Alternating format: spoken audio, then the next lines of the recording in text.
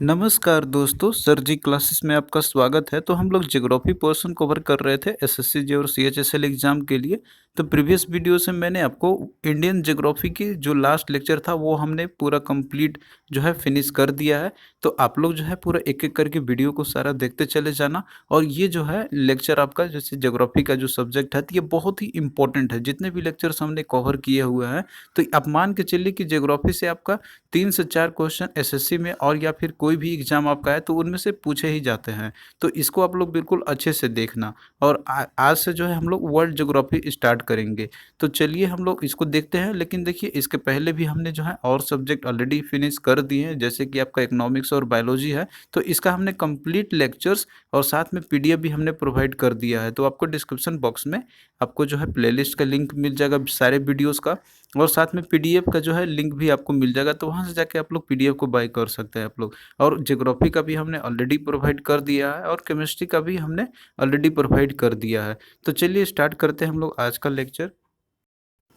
तो देखिए हम लोग वर्ल्ड ज्योग्राफी को आज डिस्कस करेंगे, जिसमें कि हम लोग कॉन्टिनेंट के बारे में स्टडी करेंगे। तो आपको मैंने ऑलरेडी बताया हुआ है कि कॉन्टिनेंट जो है तो वो जैसे फॉर्मेशन इनका हुआ है टेक्टोनिक प्लेट्स का, उनके टूटने के चलते। आप जानते हैं कि पहले एक सिंगल लैंडमास हुआ करता था जिसको कि हम लोग पेंजिया बोला करते थे। और बाकी जो पेंजिया है तो ये फर्दर जो है ये बोयेंसी फोर्स के चलते तो ये जो है ब्रेक कर गया और फिर जो है ये फिर प्लेट्स में टूट गए, और जो कि 7 मेजर प्लेट्स और माइनर प्लेट्स में जाके ये बन गए। तो उस तरीके से ये जो 7 जो मेजर जो प्लेट्स हैं वही कॉन्टिनेंट का फॉर्मेशन बाद में हो गए।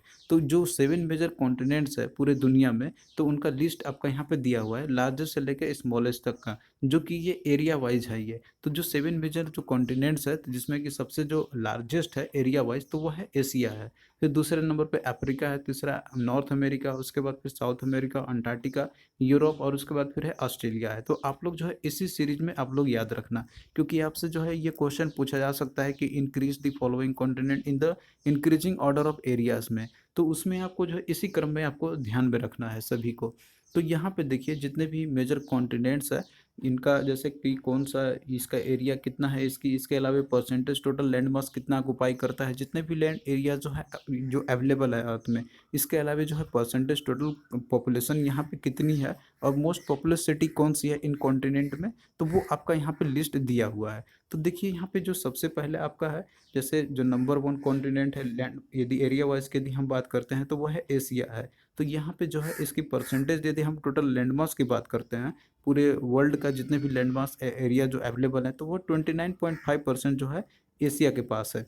और पॉपुलेशन वाइज यदि हम बात करते हैं तो देखिए 59.5% जो टोटल पॉपुलेशन है पूरे दुनिया का, तो वो सिर्फ एशिया में ही है। और आप जानते हैं कि एशिया में मेजर 2 कंट्रीज आते हैं, चाइना और इंडिया। जहाँ पे चाइना की पॉपुलेशन जो है वो लगभग 140 करोड़ से भी ज़्यादा है, और इंडिया की पॉपुलेशन भी है वो लगभग 135 करोड़ से ज़्यादा है। तो इस तरीके से इन दोनों कंट्रीज़ को मिला के ही जैसे हो गया मेजरली जो है पॉपुलेशन ज़्यादा हो जाते हैं। तो इस तरीके से और भी जो कंट्रीज है जो एशिया में आते हैं, तो टोटल यहाँ पे 59.5% पॉपुलेशन जो है पूरे दुनिया का।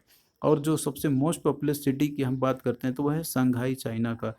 तो फिर उसके बाद देखिए दूसरे नंबर पे कॉन्टिनेंट है जो कि लैंड मास की बात करते हैं तो वह है अफ्रीका है। तो जो कि 20.4% है टोटल लैंड मास एरियाज का। और वही पॉपुलेशन का कंट्रीब्यूशन की बात करते हैं तो ये सेकेंड नंबर पे आता है आफ्टर एशिया के बाद। तो यहाँ भी जो है पॉपुलेशन वो 16.9% है। फिर देखिए तीसरे नंबर पे है वो है नॉर्थ अमेरिका है, जो कि 16.5% है लैंड मास एरियाज अवेलेबल है इसके। और वहीं पॉपुलेशन की हम बात करते हैं तो यहाँ पे देखिए 7.7% है। फिर नेक्स्ट देखिए चौथे नंबर पे है वो है साउथ अमेरिका, जो कि 12.0% है, मतलब कि जो टोटल जितने भी लैंड मास अवेलेबल एरियाज है। और वहीं पॉपुलेशन की बात करें तो यहाँ पे देखिए 5.6% है। फिर नेक्स्ट देखिए है पाँचवें नंबर पे है अंटार्कटिका है। ये जैसे पर ये लैंड मास एरियाज के अकॉर्डिंग में है तो ये देखिए 9.2% भले ही है, लेकिन यहाँ पे पॉपुलेशन जीरो है। क्योंकि यहाँ पे ऐसा जो रीजन्स ऐसे रीजन्स यहाँ पे होते हैं, एक्सट्रीम कंडीशंस होते हैं यहाँ पे, कि जो एग्जिस्टेंस के लिए लाइफ एग्जिस्टेंस के लिए पॉसिबल नहीं है। तो इस कारण यहाँ पे कोई ज़्यादा पॉपुलेशन नहीं है, ना के बराबर है। फिर वहीं पे देखिए अगला आपका है छठे नंबर पे है तो वो है यूरोप है। तो यूरोप जो है यहाँ पे जो लैंड मास एरिया जिसके हैं तो वो 6.8% ही है, लेकिन पॉपुलेशन देखिए यहाँ पे 9.7% है। फिर उसके बाद 7 नंबर पे है ऑस्ट्रेलिया है, जो कि 5.9% टोटल जो लैंड मास एरिया यहाँ पे अवेलेबल है, और इसकी पॉपुलेशन है 0.5% है, जो टोटल पॉपुलेशन है पूरे वर्ल्ड का। तो इस तरीके से यहाँ पे जो लिस्ट आपका दिया हुआ है, तो ये आप लोग यहाँ पे बस एक ओवरव्यू देख लेना आप लोग। अब यहाँ पे देखिए जितने भी मेजर जो कॉन्टिनेंट्स है, तो उसके हाईएस्ट पॉइंट कौन से, उसके लोवेस्ट पॉइंट कौन कौन से हैं, तो ये एग्जाम में आपसे पूछा जाता है, तो ये भी आप लोग याद रखना। तो सबसे पहले देखिए हम एशिया की बात करते हैं, तो एशिया में जो सबसे जो हाईएस्ट पॉइंट है सी लेवल से ये सारा मेजर किया गया, तो वो है माउंट एवरेस्ट है, जिसकी ऊंचाई है 8,848 मीटर है। तो और ये देखिए कौन कौन से कंट्री है जो ये हाईएस्ट पॉइंट कंटेन करते हैं, तो वो है मेजरली नेपाल है, और दूसरा चाइना भी है, जो है कुछ पोर्शन आते हैं इसके। फिर देखिए वहीं हम इसकी लोएस्ट पॉइंट की बात करते हैं, तो वो है डेड सी है एशिया का, और इसकी एलिवेशन है ये सी लेवल से जैसे नीचे की बात करते हैं, जो डेप्थ इसका है तो वो है -427 मीटर है। तो ये जो है जो कंट्रीज में ये पर्टेन करता है, इसके जो भी पॉइंट इसके हैं, जैसे इजराइल है, जॉर्डन है और पैलेस्टाइन है, तो इन तीनों कंट्रीज में है जो डेड सी है जो है ये वहाँ पे एग्जिस्ट करती है। फिर देखिए साउथ अमेरिका की हम बात करते हैं, तो इसकी जो सबसे जो हाईएस्ट पॉइंट है तो वो है माउंट एकांगुआ है, जिसकी ऊंचाई है 6,960 मीटर है, और ये पूरे तरीके से अर्जेंटीना में है। और वहीं पे यदि हम लोएस्ट पॉइंट की बात करते हैं साउथ अमेरिका का, तो वह है लगुना डेल कार्बन है, जो कि -105 मीटर है, और ये भी अर्जेंटीना में ही है। नेक्स्ट देखिए नॉर्थ अमेरिका की हम बात करते हैं, तो नॉर्थ अमेरिका का जो हाईएस्ट पॉइंट है तो वह है देनाली है, जो कि माउंट मैकिनले भी इसको बोलते हैं हम लोग, जिसकी ऊंचाई है 6,198 मीटर है। तो ये जो है यूनाइटेड स्टेट्स में है। और वहीं लोएस्ट पॉइंट की हम बात करते हैं, तो वह है डेथ वैली है, जिसकी जो है लोएस्ट पॉइंट जो है तो वो -86 मीटर एलिवेशन है इसकी, और ये भी यूनाइटेड स्टेट्स में ही है। फिर नेक्स्ट देखिए अफ्रीका की बात करते हैं, तो अफ्रीका में देखिए जो सबसे जो हाईएस्ट पॉइंट है तो वह है माउंट किलीमंजारो, जिसकी ऊंचाई है 5,895 मीटर है, और ये जो है तंजानिया में है। और वहीं हम लोएस्ट पॉइंट की बात करें अफ्रीका का, तो वह है लेक असाल है, जो कि -155 मीटर ये जो है मतलब कि एलिवेशन इसकी है फ्रॉम सी लेवल, और ये जो है ये भी जिबूटी में ही है। फिर देखिए अगला है यूरोप की बात करते हैं हम लोग, तो यूरोप में जो सबसे जो हाईएस्ट पॉइंट है तो वो है माउंट एल्ब्रस है, जो कि ये रसिया में है, जिसकी ऊंचाई है 5,642 मीटर। और वहीं लोएस्ट पॉइंट की हम बात करते हैं, तो वो है कैप्सियन सी है, जो कि ये भी रसिया में ही है। फिर नेक्स्ट देखिए अंटार्कटिका है, तो अंटार्कटिका का जो सबसे जो हाईएस्ट पॉइंट है तो वो है विंसन मैसिफ है, जिसकी ऊंचाई है 4,892 मीटर्स है। और देखिए जो कंट्री इसको जो कंटेंट करते हैं, तो इसमें कोई भी नहीं है, क्योंकि देखिए जितने भी कंट्रीज है, जो भी वर्ल्ड के जितने भी कंट्रीज है, तो सभी क्लेम करते हैं कि इसके अपने एरियाज है, तो इस तरीके कोई भी किसी कंट्री का एक जो है किसी का अधिकार नहीं है यहाँ पे। और वहीं पे हम जैसे लोएस्ट पॉइंट की बात करते हैं, तो वो है डीप लेक, जो कि वेस्टफोर्ड हिल्स है इसकी, और ये एलिवेशन इसका है -50 मीटर है। और वहीं देखिए ऑस्ट्रेलिया की बात करते हैं, तो यहाँ पे जो हाईएस्ट पॉइंट है तो वो है माउंट कुसियोस्को है, जो कि ऑस्ट्रेलिया में ही है पूरी तरीके से, ऊंचाई जिसकी है 2,230 मीटर्स है। और वहीं देखिए इसका जो लोएस्ट पॉइंट है तो वो है लेक इरी है, तो ये इसकी जो एलिवेशन है तो वो -15 मीटर है। तो ये ऑस्ट्रेलियन कॉन्टिनेंट का है, तो ये ऑस्ट्रेलिया में ही जैसे होगा। तो ये जितने भी देखिए आपको दिया हुआ है यहाँ पे कंटेंट आपका जो दिया है हाईएस्ट और लोएस्ट पॉइंट का, तो ये जो है पीएसयूज में या फिर ये और भी एग्जाम्स होते हैं तो उनमें घुमा फिरा के ये पूछे जाते हैं, तो ये जो है आप लोग जरूर इसको याद रखना। अब यहाँ पे देखिए वर्ल्ड वर्ल्ड मैप आपका यहाँ पे है, तो आपको किस तरीके से इसको यहाँ मैप को स्टडी करना होगा, और इसको याद रखना होगा कंट्रीज जितने भी हैं और कौन कौन से सीज है जो लोकेटेड है, और इसके अलावा और भी जो छोटे और स्मॉल सीज है, मेजर सीज है, तो वो कहाँ से कहाँ कहाँ पे लोकेटेड है, तो ये चीज़ क्वेश्चन आपसे पूछे जाते हैं। तो क्वेश्चन आपका इसमें किसी भी टाइप से पूछे जा सकते हैं इसमें से, जैसे कि पहला आपका यहाँ पे जैसे इक्वेटर है, 0 डिग्री जो लैटिट्यूड है उसको हम लोग इक्वेटर बोलते हैं। तो इक्वेटर से कौन कौन से कंट्रीज पास करते हैं, तो जब आप लोग इस मैप को देखिएगा, और मैप जब आप लोग रूम में रखे रहिएगा, तो ज़्यादा वो बेनिफिट रहेगा आपका, बजाय कि आप लोग इसको रटिए, क्योंकि आप ऐसे रटने जाइएगा कि इक्वेटर पे कौन कौन से कंट्रीज आपका आता है, तो वो आप लोग बार बार भूलते रहिएगा। तो यहाँ पे आप लोग याद करना कि इक्वेटर जो है वो कौन कौन कंट्री से ये पास करता है। इसी तरीके से जैसे मेडिटेरेनियन सी आपका यहाँ पे है, तो इसके अगल बगल जितने भी कंट्रीज है वो कौन कौन से हैं, तो ये भी आपसे क्वेश्चन पूछा जाता है। तो आपको जो है मैप के थ्रू ही जो है जितने भी कंट्रीज है वो लोकेशन आपको याद रखना है। एक लिस्ट आप लोग तैयार कर लेना, उसके बाद आप लोग याद कर सकते हैं इसको। इसके अलावा जैसे रेड सी है, तो रेड सी के आसपास कौन कौन से कंट्रीज है, तो ये भी आपसे क्वेश्चन पूछा जा सकता है। इसके अलावा जितने भी कंट्रीज आपके हैं, तो उसके पड़ोसी देश कौन कौन से होते हैं, तो ये चीज़ जो है वो आपसे पूछा जाता है। और देखिए ये जो पीएसयूज़ होते हैं तो उनमें आपको ज़्यादा तो नहीं आएगा, लेकिन जो यूपीएससी के एग्ज़ाम होते हैं तो उनमें से मेजरली आपसे ये क्वेश्चन पूछे जाते हैं बाउंड्री से रिलेटेड।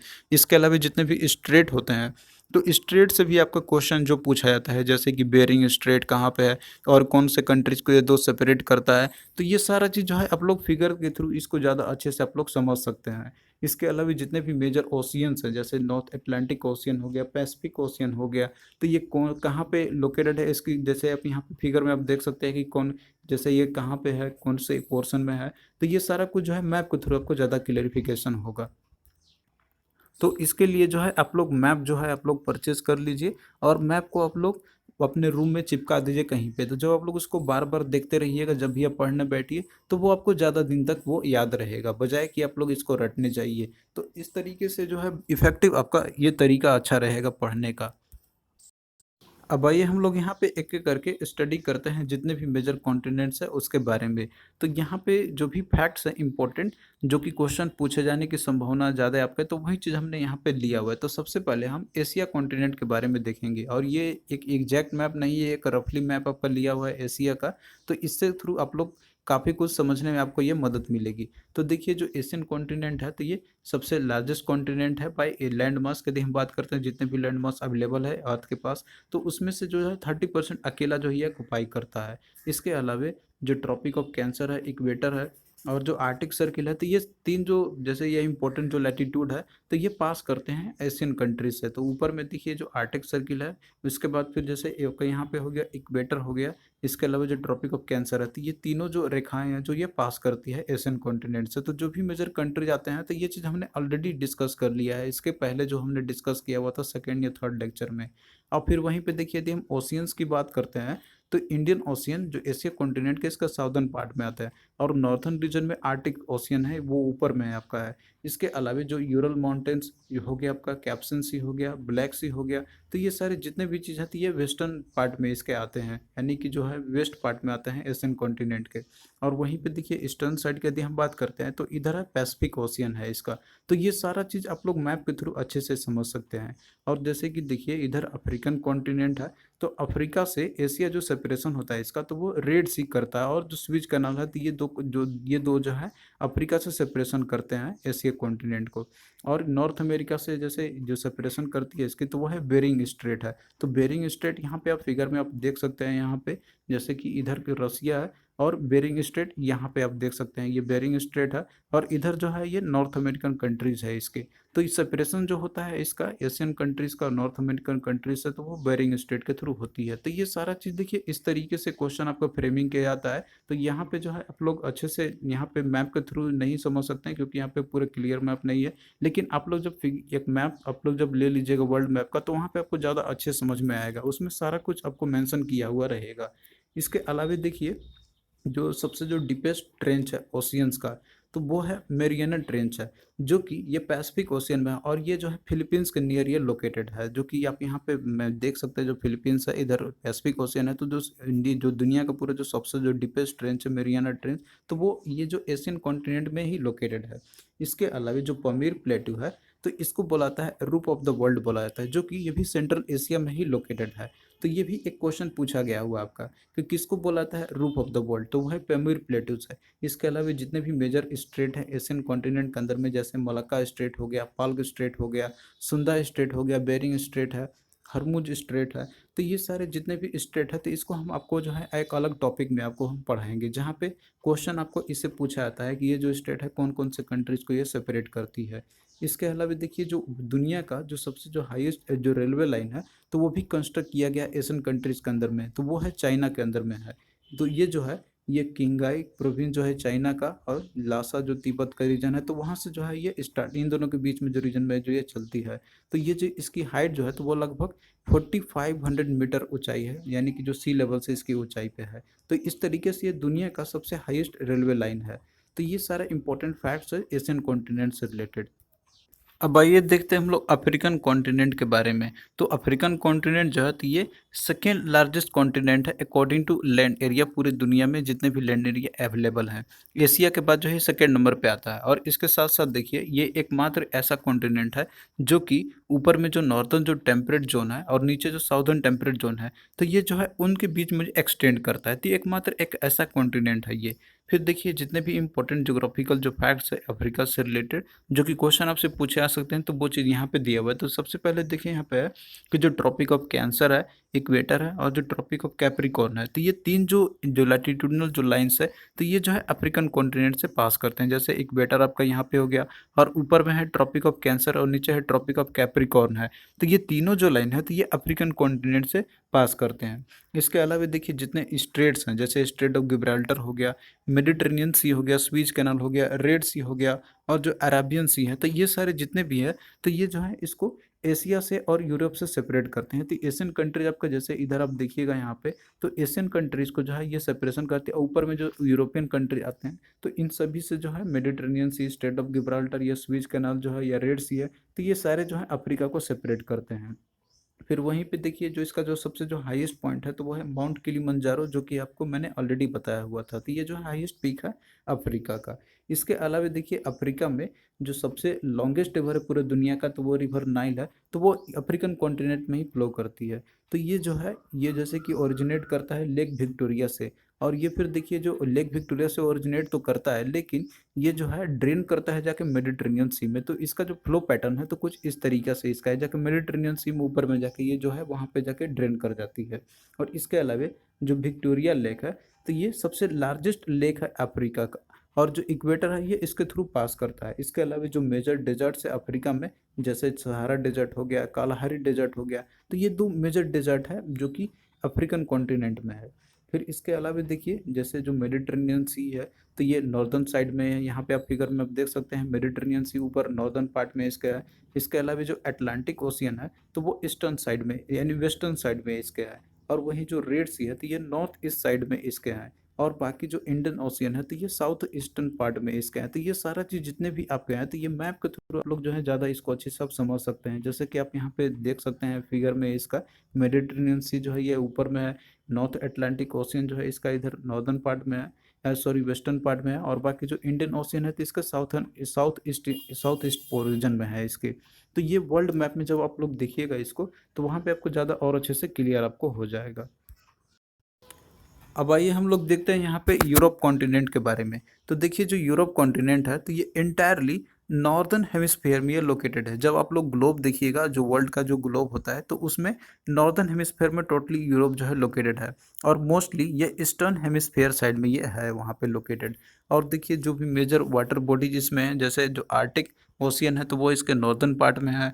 और जो अटलांटिक ओशियन है, तो वो इसके वेस्टर्न पार्ट में है। और बाकी जो मेडिटेरेनियन सी है, तो वो इसके साउदर्न रीजन में ये आते हैं ये सारे चीज़। और ये जो है एशिया से ये जो सेपरेशन होता है, तो वो कैप्सन सी और यूरल माउंटेन्स, तो ये दो जो रीजन्स है ये सेपरेट करते हैं इसको एशिया से। और इसमें देखिए जो बहुत सारे ऐसे कंट्रीज होते हैं जिनको कि स्कैंडिनेवियन कंट्री बोला जाता है, और कुछ होते हैं बाल्कन स्टेट और कुछ होते हैं बाल्टिक स्टेट्स। तो इन कौन कौन से कंट्रीज को बोला जाता है, तो उसमें से लिस्ट आपको याद रखना है। जैसे आपसे पूछा आता है क्वेश्चन में कि स्कैंडिनेवियन कंट्री कौन कौन से होते हैं, तो जैसे उसमें आपका नॉर्वे हो गया, स्वीडन हो गया, आइसलैंड हो गया और डेनमार्क हो गया। तो इन सभी को टुगेदरली बोला जाता है स्कैंडिनेवियन कंट्री बोला जाता है। तो इनको देखिए इसलिए बोला जाता है क्योंकि यहाँ का जो कल्चर है, इनके जो भी कल्चर जो है, तो वो आपस में मिलते जुलते हैं। तो टुगेदरली इनको बोला जाता है कि स्कैंडिनेवियन कंट्री। फिर उसके तरीके से देखिए और भी इसमें आपका है, जैसे कि कुछ हो गए आपके यहाँ पे आप देख सकते हैं यूगोस्लाविया है, ग्रीस है, रोमानिया है और अल्बानिया है। तो ये सारे जो हैं, तो ये ब्लैक सी और जो मेडिटेरेनियन सी है, तो उसके कोस्ट पे ये सारे कंट्रीज सिचुएटेड है, जो कि इनको टुगेदरली बोलाता है बाल्कन स्टेट्स। तो बाल्कन स्टेट्स कौन कौन से होते हैं, तो ये आप लोग नाम रखना नाम आप लोग याद रखना है इस सभी का। इसके अलावा कुछ बाल्टिक स्टेट भी होते हैं। तो बाल्टिक स्टेट में कौन कौन से आते हैं, तो वो है जैसे आपका लिथुएनिया हो गया, लैटविया हो गया और इस्टोनिया हो गया। तो इनको टुगेदरली बोलाता है बाल्टिक स्टेट्स। तो ये सारा फैक्ट जो आपसे पूछा जाता है, तो वो हमने यहाँ पे आपके लिए लिख दिया है। फिर देखिए अगला जो है फिनलैंड है। तो फिनलैंड को लैंड ऑफ लेक्स भी बोला जाता है, क्योंकि जो ये फिनलैंड है, तो ये बहुत सारे जो है सेवरल लेक से ये मिलके बना हुआ है। क्योंकि देखिए जो आइस शील्ड से जब वो मेल्ट किया, तो उसके बाद जो है लेक्स का फॉर्मेशन हुआ। तो बहुत सारे इस तरीके से सेवरल लेक्स है, तो उन्हीं से मिलके बना हुआ है फिनलैंड। तो लैंड ऑफ लेक्स किसको बुलाता है, तो वो फिनलैंड को भी बोला जाता है। तो ये भी एक एमसीक्यू टाइप के क्वेश्चन जो है आपसे पूछे जाते हैं। इसके अलावा देखिए जो वोल्गा रिवर है, तो ये जो है सबसे लॉन्गेस्ट रिवर है यूरोप का।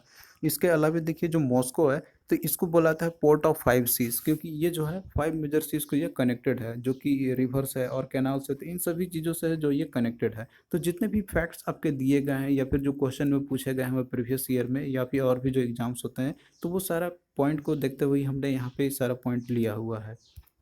अब आइए देखते हैं हम लोग नॉर्थ अमेरिकन कॉन्टिनेंट के बारे में। तो देखिए जो नॉर्थ अमेरिका कॉन्टिनेंट है, तो ये थर्ड लार्जेस्ट कॉन्टिनेंट है अकॉर्डिंग टू जितने भी लैंड एरियाज ऑक्युपाई करता है ये। और देखिए जो नॉर्थ अमेरिका कॉन्टिनेंट है, तो ये डिस्कवर किया गया था कोलंबस के द्वारा इन 1492 एडी में। तो ये भी आपका सबसे मोस्ट इंपॉर्टेंट क्वेश्चन है।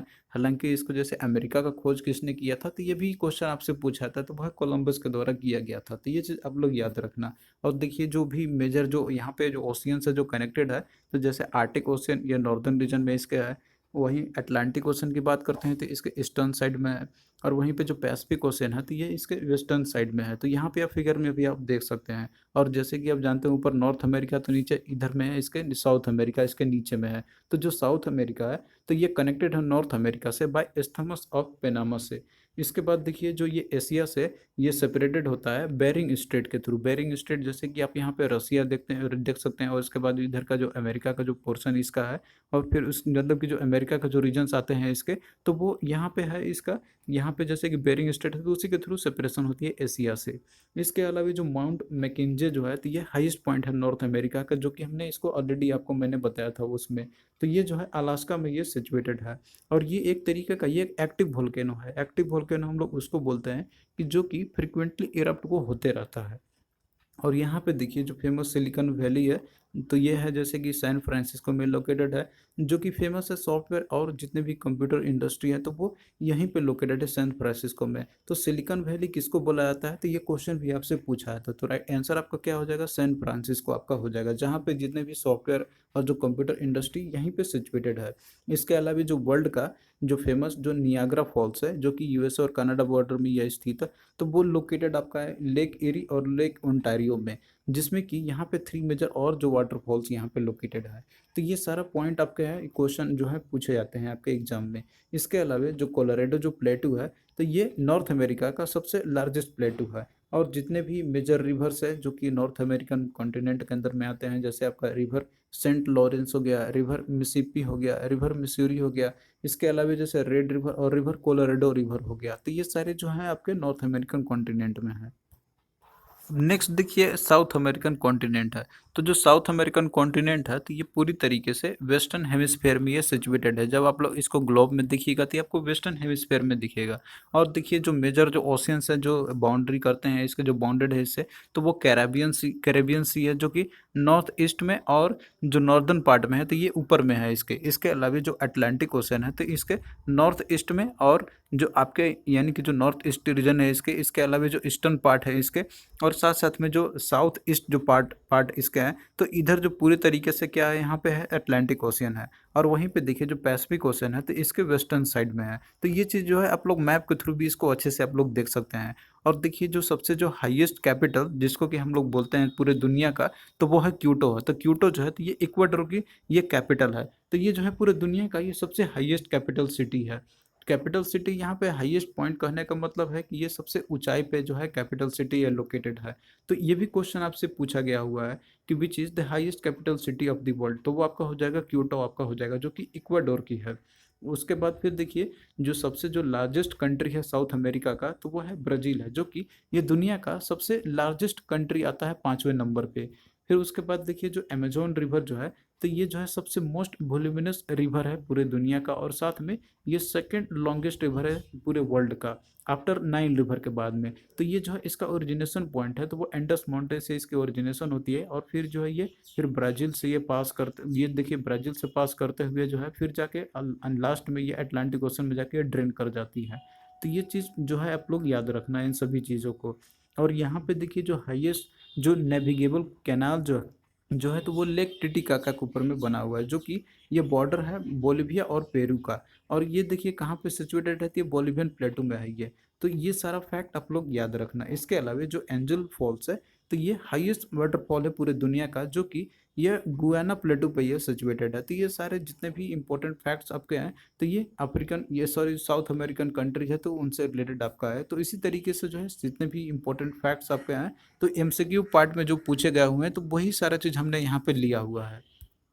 अब आइए देखते हैं हम लोग ऑस्ट्रेलियन कॉन्टिनेंट के बारे में। तो देखिए जो ऑस्ट्रेलिया कॉन्टिनेंट है, तो ये स्मॉलेस्ट कॉन्टिनेंट है दुनिया का, और ये जो है आइलैंड कॉन्टिनेंट भी है, क्योंकि ये पूरी तरीके से जो है, तो ये बहुत सारे जैसे इसके जो मेनलैंड एरियाज है उसमें से, जैसे आपका ऑस्ट्रेलिया हो गया, इसके अलावा तस्मानिया हो गया, न्यू गिनिया हो गया और न्यू ब्रिटेन हो गया, तो इन सभी चीज़ों से ये मिल के बना हुआ है, तो इसीलिए इसको बोला जाता है आइलैंड कॉन्टिनेंट बोला जाता है।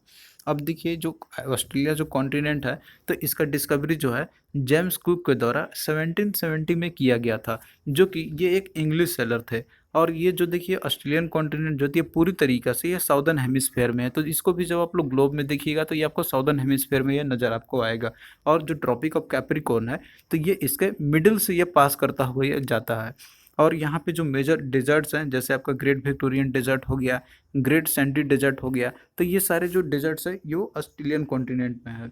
और यहाँ पे देखिए जो ऑस्ट्रेलिया है, तो ये जो है सबसे ड्राइएस्ट इनहेबिटेड कॉन्टिनेंट है पूरे दुनिया का, और इसके इंटीरियर में जो है, यानी कि जो कंट्री, ये कुछ रीजन जो है, इसके कुछ ऐसे रीजन्स है जहाँ पे सबसे कम बारिश होती है पूरे दुनिया में। और इसके जो 3/4 जो एरिया जिसके हैं, तो वो लगभग या तो वो एरिड जोन्स में आता है, या फिर वो सेमी एरिड रीजन्स में वो आते हैं। और इसके अलावा जो कोरल रीफ्स होते हैं, तो कोरल रीफ जो है, तो ये देखिए जो ईस्टर्न कोस्ट इसके है, ईस्टर्न कोस्ट मतलब कि जो इधर का जो पोर्शन इसका है, तो यहाँ पे देखिएगा आप, यहाँ पे जो है ग्रेट बहुत ज़्यादा मात्रा में यहाँ पे कोरल रीफ जो पाते हैं, तो इसको बोला जाता है ग्रेट बैरियर रीफ बोला जाता है, जो कि ये मोर देन 1900 किलोमीटर ये लॉन्ग है पूरा। तो कोरल रीफ क्या होते हैं, तो आप फिगर में यहाँ पे आप देख सकते हैं।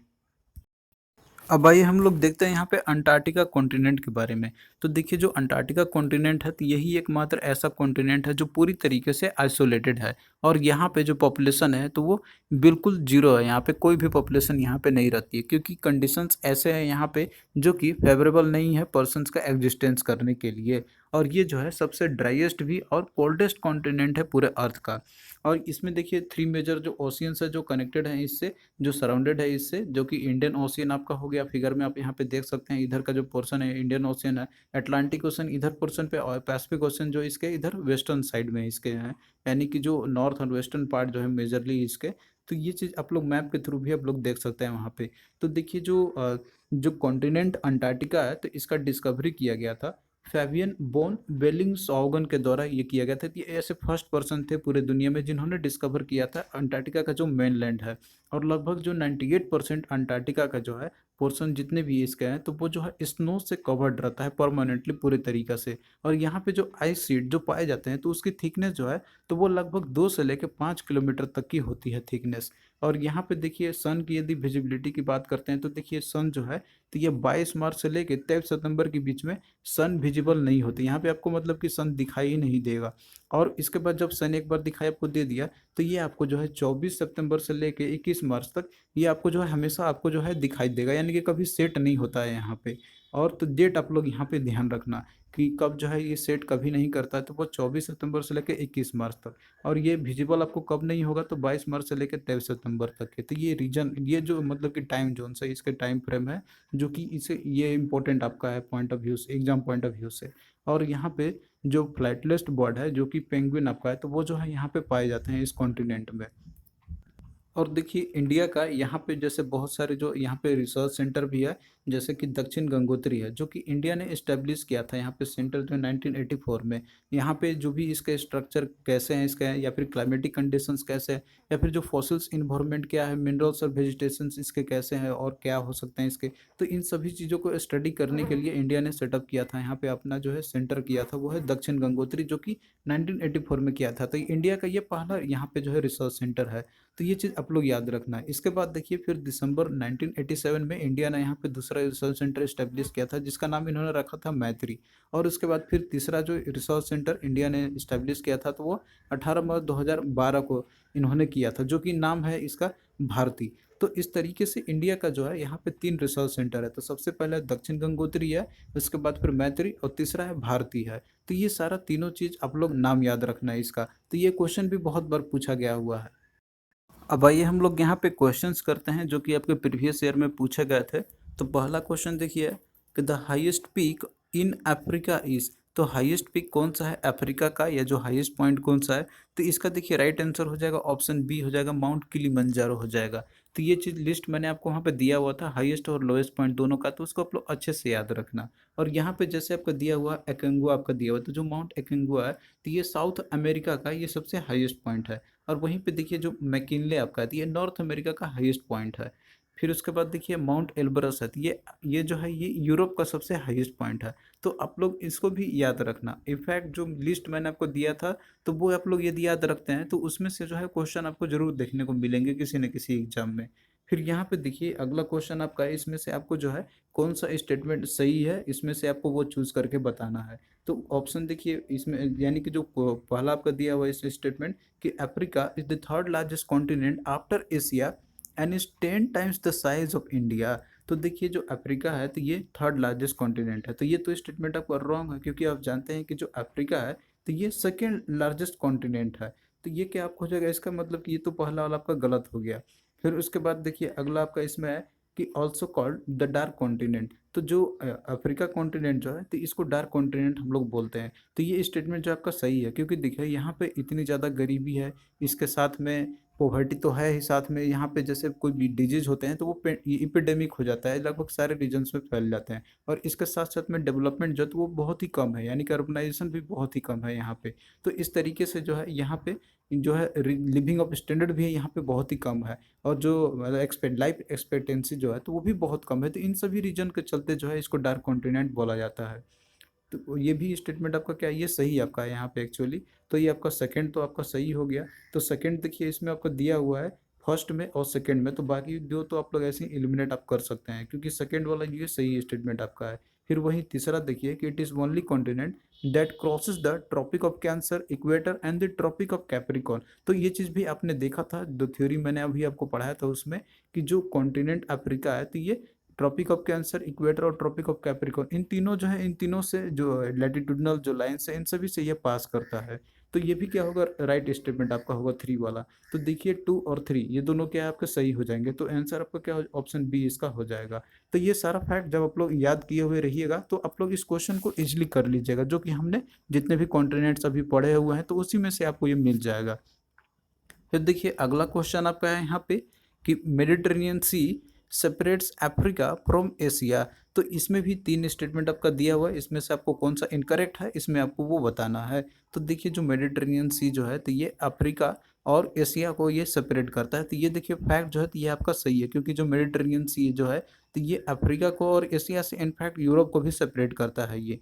फिर वहीं पे देखिए जो सेकेंड स्टेटमेंट आपका इसमें दिया हुआ है कि Red Sea separate Africa from Europe. तो देखिए जो रेड सी है तो ये अफ्रीका को यूरोप से नहीं, ये एशिया से सेपरेट करता है। तो ये चीज़ आप लोग यहाँ पे जो है फिगर सब देख सकते हैं, हालांकि मैंने आपको ये ऑलरेडी पहले भी आपको बताया हुआ था, ये जो आपने देखा था, जैसे यहाँ पे जैसे रेड सी है और इधर एशियन कंट्रीज है, तो एशिया से सेपरेट करता है, एशिया सेपरेट करता है अफ्रीका को। तो इसमें से ये जो आपका क्या है दिया हुआ है ये गलत आपका दिया हुआ है, यानी कि यूरोप से नहीं करता है रेड सी। फिर उसके बाद देखिए आपका दिया हुआ इसमें मोजाम्बिक चैनल जो है तो ये ईस्ट ऑफ मोजाम्बिक में ये जैसे लोकेटेड है इसका। तो देखिए जो मोजाम्बिक चैनल जो है तो ये ईस्ट में नहीं, ये उसके साउदर्न ईस्टर्न पार्ट में ये लोकेटेड है। तो ये भी जो इसमें स्टेटमेंट जो थर्ड आपका दिया हुआ है तो ये भी क्या है रॉन्ग है। तो इस तरीके से देखिए यहाँ पे जो स्टेटमेंट जो आपका टू है और इसमें जो थ्री है तो ये क्या है, ये दोनों इनकरेक्ट स्टेटमेंट है। तो इसीलिए राइट आंसर क्या हो जाएगा, ऑप्शन बी इसका हो जाएगा। और बाकी जैसे फर्स्ट वाला जो आपका इसमें दिया था कि मेडिटेरेनियन सी जो है ये सेपरेट करता है अफ्रीका और एशिया को, तो ये स्टेटमेंट आपका सही है। तो आपको जो है हर एक चीज़ को अच्छे से ध्यान में रखना होगा, जो भी मैंने आपको यहाँ पे बताया हुआ है। तो उसके बाद जो कोई भी क्वेश्चन आपसे घुमा फिरा के पूछा जाएगा तो आप लोग उसको इजिली कर लीजिएगा। तो यहाँ पे देखिए जितने भी कॉन्टिनेंट्स थे उनसे रिलेटेड जो इंपॉर्टेंट पॉइंट्स थे तो वो हमने डिस्कस कर लिया। यदि आप लोग इतना पढ़ लेते हैं तो फिर आपको और ज़्यादा डिटेल में पढ़ने की ज़रूरत तो नहीं पड़ेगी, पर्टिकुलरली इस एग्ज़ाम के लिए। तो आपको कैसा लगा ये लेक्चर आप लोग कमेंट करके ज़रूर बताना, और आगे भी जो है हम लोग इसको बहुत ही जल्द फिनिश कर लेंगे 2 से 3 लेक्चर में वर्ल्ड ज्योग्राफी का, और इसके बाद हम लोग पॉलिटी का लेक्चर स्टार्ट करेंगे। तो चलिए दोस्तों, आप लोग से एक ही रिक्वेस्ट है कि अधिक से अधिक आप लोग वीडियो को शेयर करना, ताकि हमें मोटिवेशन मिलता रहेगा।